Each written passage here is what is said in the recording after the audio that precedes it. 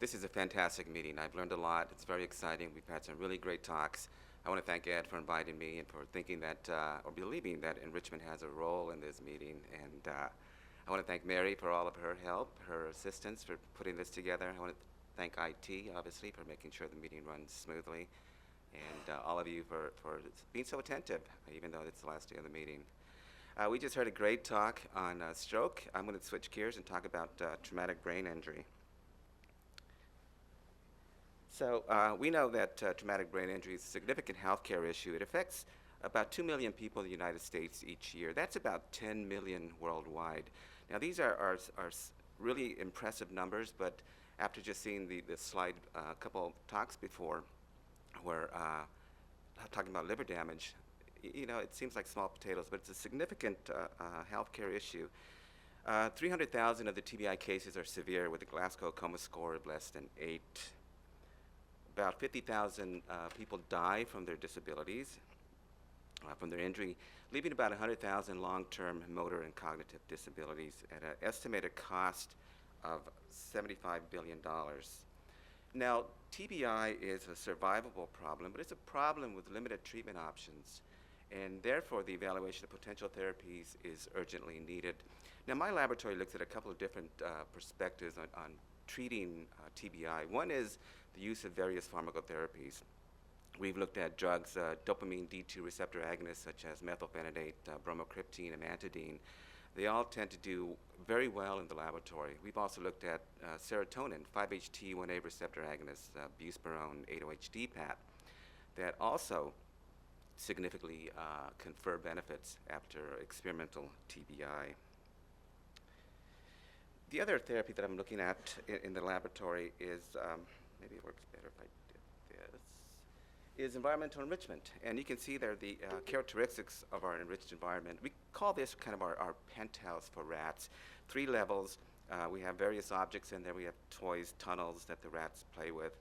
They are changed every day so that the novelty can remain, so that the rats want to continue to explore and look for those. And we also have a group housing, which is 10 to 12 rats in the enriched environment. Sorry. And if that video were playing, we would see, oh, a little sensitive here. But if the video were playing, you'd see the rats interacting with the environment. They'd be running through the tubes, chasing each other, fully engaged in the enriched environment. And that's in marked contrast to the 2 rats down in this standard cage where basically they do nothing all day. They just sit in there, and their only thing they get is food and water. Now, we consider enriched environment a non-invasive and a reasonable rodent analog of clinical rehabilitation, and our goal is to try to move it even more toward mimicking the clinic. But we call it rehab because it improves spatial learning after controlled cortical impact injury, which is the model that I'll be talking about, and also after fluid percussion injury, which Fernando talked about yesterday in his talk on TBI. We also see increases in beam performance, beam walking, beam balance, et cetera, after various types of traumatic brain injury. And it also reduces cortical lesion volume. It reduces the loss of CA3 neurons. It does a lot of things that the recovering brain needs to perform better. And I'm not going to talk a whole lot about immunohistochemistry. That's basically a sidebar, literally. These are some of the studies that we've looked at. We see increased neurogenesis. We see decreases in markers for inflammation, decreases in markers for oxidative stress, et cetera. A lot of neuroplasticity going on. So my talk, I'll give you some information on the typical enriched environment, and I'll tell you what that is in a moment. We're going to talk a little bit about long-term environmental enrichment. A few studies talking about abbreviated enrichment, and here we're trying to mimic the clinic a little bit more, early enrichment and delayed enrichment. And we'll conclude with a study looking at the antipsychotic haloperidol in the context of environmental enrichment. These are the methods that we look at in the laboratory. The picture on the left is the controlled cortical impact injury device. It's a well-established model of traumatic brain injury. It mimics many of the characteristics of human trauma. For example, you see the hematomas, you get the alterations in blood flow, and importantly for us, we get behavioral deficits that we can then try to recover. And we do that by looking at beam balance and beam walk. These are the 2 middle tests there. And that's done in days 1 through 5 after injury, as indicated by the red bar on the timeline there. Then on days 14 to 19, as indicated by the orange bar, we look at the motor Morse water maze test, spatial acquisition. And typically, for our short-term studies, animals are sacrificed at 3 weeks.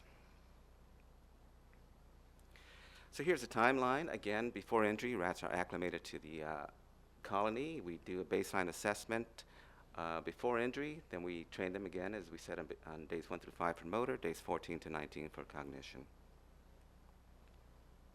And here are the data looking at males in the typical enriched environment. And again, here the rats are put in the enriched environment 24 hours after injury, and they're in there 24/7. What we see here is before injury, all rats can traverse the beam within 5 seconds, so they're pretty quick. They're well trained. There's significant impairment after injury. They tend to recover over time, but what we find here is that the animals in the enriched group are recovering much quicker than those in the standard conditions. We see the same thing here in the Morse water maze, and again, we're still looking at the males. Time to locate the platform on the y-axis, time after injury on the x, days 14 to 18 for the hidden platform task, day 19 for the visible. And again, what we find here is that the enriched animals in the orange line recover much quicker. They learn the location of that escape platform significantly quicker than those in the standard conditions that have not gained a whole lot over the 5 days of training, 4 trials per day. So 20 trials, they're not doing very well. When we look at histology, we're looking at CA3 neuron survival, and again we see that the enriched animals get a lot more sparing of hippocampal cells versus the standard guys that lose about 60% of their cells due to the injury, and this is quantified at 3 weeks. We've done the same study in females, not only because it's an NIH mandate, but because females make up 40% of the TBI population, so we can't ignore basically half of the population who receive a TBI. And we see the same results basically. The only thing difference between this graphs and the ones I just showed you is the color scheme that's changed. Now the enriched animals are in red versus orange, and the orange are now the standard animals. But again, you see a significant improvement over the standard controls. Morse water maze, same thing. The middle line are the enriched animals. They're learning the location of that platform significantly faster than those in the standard conditions. Similarly for histology, significant sparing of CA3 neurons for the enriched animals versus those housed in standard conditions. Again, standard conditions are just 2 rats per cage, no toys, just food and water. So a very quick summary of these data. Typical enrichment improves motor, beam balance, beam walking performance in both male and female rats. And it also protects against hippocampal CA3 cell loss in both males and females. So the next study I'm going to describe is looking at the long-term environmental enrichment. So I just showed you these animals are sacrificed at 3 weeks, so they die with an improvement on board. And usually get a question, how long is that enriched environment beneficial for? And obviously it's an important question if we want to move enrichment into kind of a preclinical model that we can use.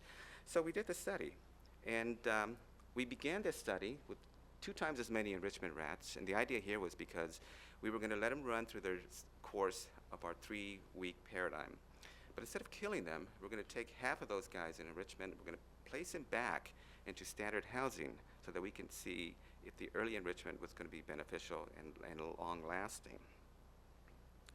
When we look at the data, here is phase 1, so this is a typical enrichment here, days 1 through 5. Again, you can see that the enriched animals are better than the standard conditions. We see the same thing in the spatial learning, phase 1, enriched, better than standard. We have replicated this 1 million times. Now here in phase 2, we see that the standard animals in the red line, these are standard continuously, are the only group that are doing poorly versus all the others. So we can see that the enriched animals obviously are not having any deficits. They are balancing for the allotted 60 seconds all the way through months 1 through 6, as are the TBI enriched guys that were then put back into standard conditions, suggesting that the 3 weeks of enrichment does have a pretty long-lasting effect on motor performance. We also see that it has a long-lasting effect on cognitive performance. So again, you see the standard housed animals at the top in the red line, doing much poorer than the two lines in the middle, which are the continuous enrichment and the enrichment that we then placed back into standard conditions. They do not differ from one another statistically, which suggests then that the effects of brief enrichment, brief meaning 3 weeks, does confer long-term benefits, at least up to 6 months when we stop looking at them. So both motor and cognitive performance was enhanced with the relatively brief EE paradigm, which replicates our previous work. All EE groups, even those that were transferred back to standard conditions, were markedly better in the Morris-Water maze, and the persistent benefits with this paradigm provide, I think, further support for EE as a potential preclinical model of a neurorehabilitation. Now, we published these data in the Journal of Neurotrauma not too long ago. So the next study is those that we're going to start talking about abbreviated enrichment. And a goal here, again, is to try to mimic the clinic a little bit more. So we know when a patient goes to rehabilitation, eventually, they're not going to be in rehab 24/7 like these rats were. They're going to get just a few hours. Depending on your program, it could be as little as 2 hours a day. It could be 4, it could be 6, maybe 8. So we thought we'd look at 2, 4, 6 hours of enrichment per day and compare them to the standard housed animals to see if that would provide a benefit, but also compare them to the enriched animals that are getting it continuously to see if they might be comparable to those guys. And I say guys because these are in males. Here is the same timeline before. We got an additional group at the bottom. That's the gold in the standard housing. So these are rats that were placed in standard conditions, taking that only for 2, 4, or 6 hours each day, and put in the enrichment. And these are the groups. We have 10 for the TBIs, 5 for the shams. And here are the data. Here we're looking at time to traverse the beam again. And again, like the other graphs you see, before injury, they can all traverse 5 seconds, significant improvement. They all tend, significant impairment, apologies. Then they improve over time. What we see here is that the continuous enrichment group and the group that got 6 hours of enrichment, these are the only two that were significantly better than the standard conditions. They do not differ from one another, and in fact, they're actually better than the 2 hour and the 4 hour group, which also do not differ from standard, okay? Here we're looking at time to the platform, and again, the two middle lines are the continuous enrichment and the group that got 6 hours of rehabilitation. Do not differ from one another. In fact, they overlay each other. They are significantly better than the 2 hour, the 4 hour, and the standard house groups. Additionally, the 2 hour and the 4 hour are not different from each other, nor are they different from standard conditions, which suggests that there's a threshold here of enrichment that is necessary. It has to be at least greater than 4 hours to provide some benefit. 4 hours and 2 hours just was not enough. So, quick summary of these data. 6 hour rehab, not 2 and 4, was comparable to the typical enrichment on beam walk and water maze, indicating that abbreviated EE is indeed capable of inducing some benefit. And we had similar findings observed with female rats. For sake of time, I'm not going to show that, but it was a study we just published, and these are some of the students in the lab who did that work. So, the next study, again, trying to mimic the clinic a little bit more. And I just showed you that the 2 hours and 4 hours of enrichment were not beneficial. However, again, if you're a physiatrist, you may have a drug of choice that you want to give, and you may have your rehab program that's limited to maybe 2 or 4 hours.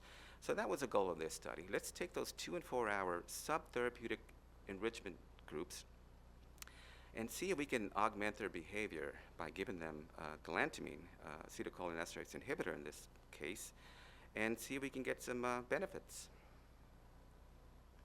These are the groups. We have 9 in the TBI, 4 in the shams. And here are the data. We're looking at time to traverse the beam, and again, immediate deficits, recovery over time. And what we're finding here is that, at least for this test, it's only the animals in the continuous enriched environment that are showing a benefit versus the standard controls. When we look at time to the platform in the Morris Water maze, we see that 4 of the groups actually all four of the treatment groups are significantly better than the standard control. So galantamine on its own, in standard conditions, is providing a benefit. The typical enriched group with vehicle, which I've shown you several times already, is showing a benefit, not surprised there. But we're also seeing a benefit with the 2-hour and the 4-hour EE groups that are given galantamine. And again, they are all better than standard conditions. The other thing we see here is that the subtherapeutic doses of enrichment, the 2-hour and the 4 hours, when you combine them with galantamine, 2 milligrams per kilogram, then they become significantly better than the galantamine-only treated group. So we're seeing kind of an additive or synergistic effect here, where you combine the two treatments to provide an even much better outcome. So to further optimize a preclinical model of enrichment, we thought, okay, so far all these studies that I presented, the rats are put in immediately after brain injury. Obviously, that's not going to happen. TBI patients are going to be in critical care for a certain amount of time before they are released and before they can go into rehabilitation. So the goal of this study was to see if we can delay by at least 3 days and see what would happen. We're currently working on 7 and 10-day delays. Don't have those data. But this is looking at 3 days, looking at the 6-hour paradigm that we know already works. Here are the groups, 8 for the TBIs, 4 for the shams. And here are the data. And what we see here is that the 2 enrichment groups, the continuous and the rehabilitation group, so 3 days delayed, are not different from one another, but are both significantly better than the standard conditions. I should mention the timeline here. You see 2 sets of numbers. The black numbers 1 through 5 are the typical enriched guys. The gold numbers in 4 through 8 are the 3-day delayed rehabilitation groups. When we look at time to traverse the beam, again, we see the same thing. It's the 2 enrichment groups, whether they were put in the cage immediately after injury and in there 24/7, or whether they were delayed by 3 days and put in for only 6 hours a day, do not differ from one another, but are significantly better than those that receive no rehabilitation at all. And again, we see this in terms of cognitive performance in the Morris Water maze. So both EE conditions significantly enhance motor and cognitive performance versus standard conditions. The rehabilitation relevant EE group did not differ from the typical EE group in any task, which suggests that the benefits mediated by enrichment do not require early and continuous exposure. Now this is a good thing because, again, it's starting to mimic what we might see clinically.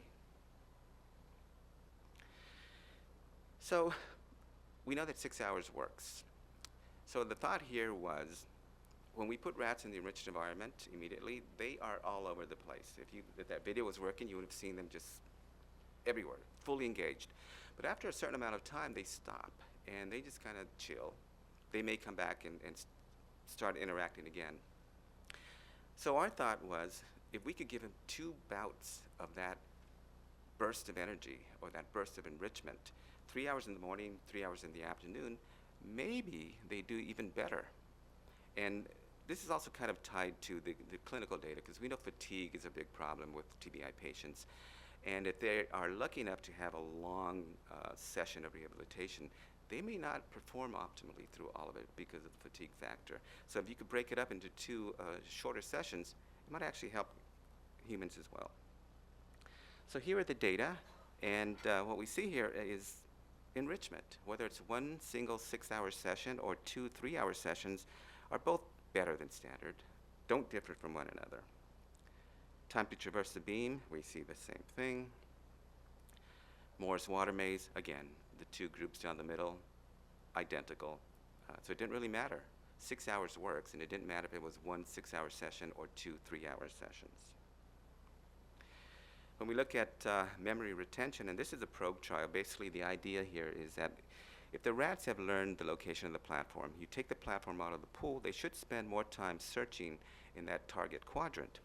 And the dashed line there indicates chance level of 25%, and you can see that the sham and the 2 enrichment groups spend about 35–40% of their time. So they have a good idea of where that platform was previously located. This is in contrast to the standard animals that are hovering around chance level 25–27%.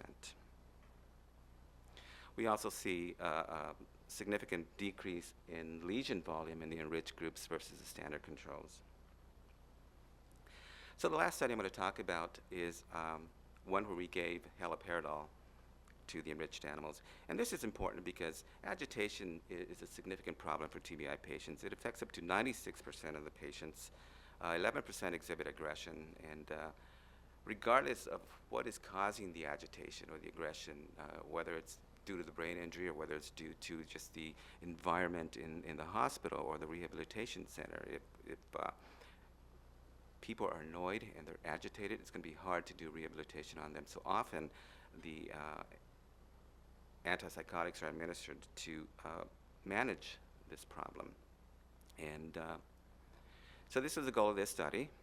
We gave a dose of haloperidol, 0.5 milligrams per kilogram. We have done a number of studies already looking at haloperidol and showing it to be detrimental after brain trauma.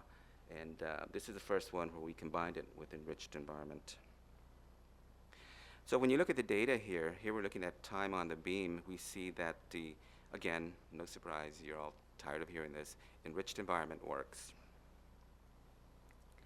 When we look at time to traverse the beam, we see again that the two enriched groups are significantly better than the standard conditions. We also see that the haloperidol group that received environmental enrichment is better than the standard haloperidol treatment group. So this suggests then that enrichment can attenuate some of the deficits of haloperidol for motor. And we see this a little clearer in the Morse water maze task. So again, we see the enriched environment getting vehicle doing very well, better than all TBI groups. We also see that the enriched animals getting haloperidol are better than both the standard haloperidol and the TBI standard vehicle group. Okay? Importantly here, that the enriched animals getting vehicle are still better than those getting haloperidol, again suggest that enrichment is doing two things here. One, it's attenuating the deficits or the detrimental effects of haloperidol, but haloperidol is also reducing the benefits of enriched environment. And so the data show basically that we can attenuate the negative effects, which I just said, and we lose some of the benefits of enriched environment. We just published these data in the Journal of Neurotrauma also. So some take-home points, obviously. Typical enrichment improves motor, cognitive performance, and hippocampal cell survival versus standard in both males and female rats. The benefits of typical EE persist for up to 6 months. So that's important. That's a long-term study. And I'm pretty sure that had we taken out to 8 months, a year, we'd still see those benefits on board. Abbreviated enrichment confers significant benefits in both sexes. The subtherapeutic doses of enrichment combined with galantamine synergize to promote benefits beyond galantamine treatment alone. Delaying, abbreviating enrichment for 3 days delayed, 6 hours per day, is as effective as typical EE in male rats. No significant differences were observed whether EE was administered in 1 6-hour session or 2 3-hour sessions. And while it didn't really make an effect in the rats, we think it might be important for humans. As I mentioned, fatigue is a big factor. Break up their sessions into 2 sessions per day. They are more likely to be fully engaged and perform optimally and benefit much more from rehabilitation. And EE can be deleterious. Actually, let me read that again. EE can reduce the deleterious effects of haloperidol, but haloperidol in turn reduces the benefits of enriched environment. And as the trainees pop up there, I'd like to thank them for all the work they've done. Thank my collaborators at the University of Pittsburgh and Rossifant at Harvard, who's a physiatrist. Obviously the NIH for support. None of this could be done without them. And again, Ed, Mary, IT, and all of you here, thank you very much.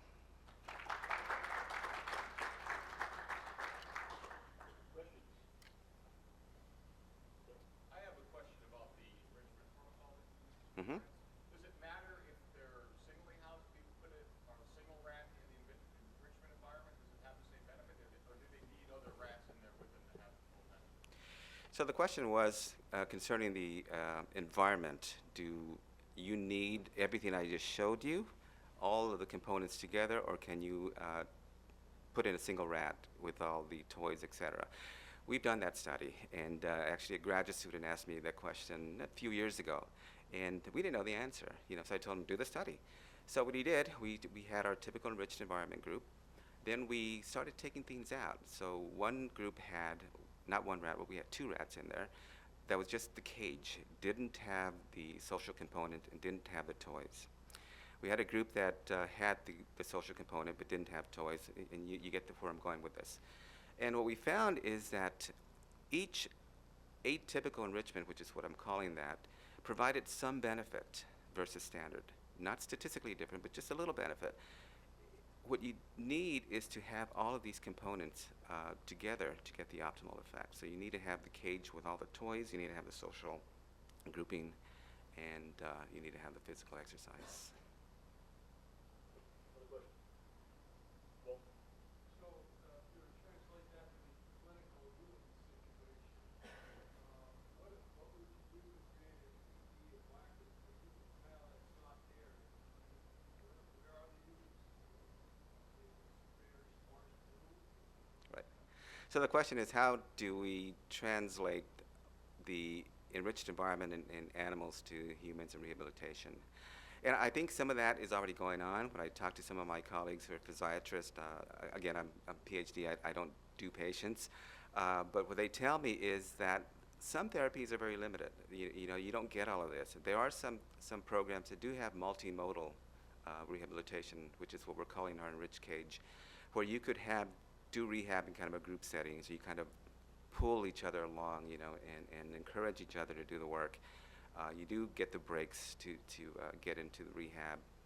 You do get the cognitive assessments and the challenges as well as the physical assessments. So I think some of that is in there, and the reason we're trying to mimic that even more so is that when we start looking at our pharmacotherapies, which I mentioned early on, is another area of my interest, and see if we can start combining that with the rehabilitation in rats and translate that quicker.